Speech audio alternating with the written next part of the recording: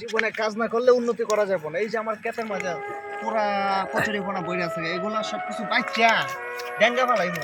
কারণ কাজ কাজ না করলে তো জীবনে উন্নত হওয়া যাবে না। কারণ এই যে আমি হাজার হাজার কোটি টাকার মালিক, তারপরে আমরা কাজ করতেছি। কারণ কাজ করতেছি কি দেই অনেক টাকা পয়সার মালিক। আরে খাইকা আলামিনের বুদ্ধি এনো এত বড় লোকের বুদ্ধি কাম করে এ ভাই খাইকাই মনি না আসলাম তো কি হইছে ভাই? ভাই এত বড় লোকের ছেলে তুমি কাজ করতেছো আরে ভাই বড় লোক কি কাজ করে খাই না, খেটে খেটে খাই না। যারা বড় লোক ভাই এরা তো একটা দেখুন একটা কর্ম করতেছে। আমি বড় লোক দেখি, আমি কি ভাই কর্ম করে খাই মনে আছে? আরে আপনার দাদা তো মিয়া এমপি আছিল আপনি কেন কাম করতেন মিয়া ওয়ালাইকুম ওয়ালাইকুম সালাম। কাবু করে হইব কি? এই যে আমি কাজ করে হাজার হাজার কোটি টাকার মালিক, বুঝছেন? কারণ কাম না করলে জীবনে উন্নতি করা যাবে না।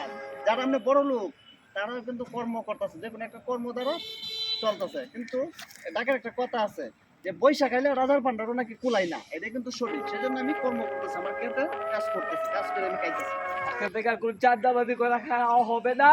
চাঁদাবাজি পাড়াই দেবো ভাই, আপনার কথা শুনে আমার মনটা মনে গেল লাড়ি করে পাড়াই দেবো ভাই, এখন আমরা কাজ করে হ্যাঁ, খাবো। অবশ্যই ঠিক আছে সবাই কাজ করে সবাই কাজ করে একসাথে খাইতে হবে। হ্যাঁ, ঠিক আছে সবাই কাজ করে খাইতে হইব অবশ্যই কর্ম করলে কোনো কুটা নাই। এটা ঠিক আছে। কর্ম করতে হবে, এটা নিজের কর্ম। সবাই কাজ করুন কর্ম করুন তাহলে কাজে লাগবে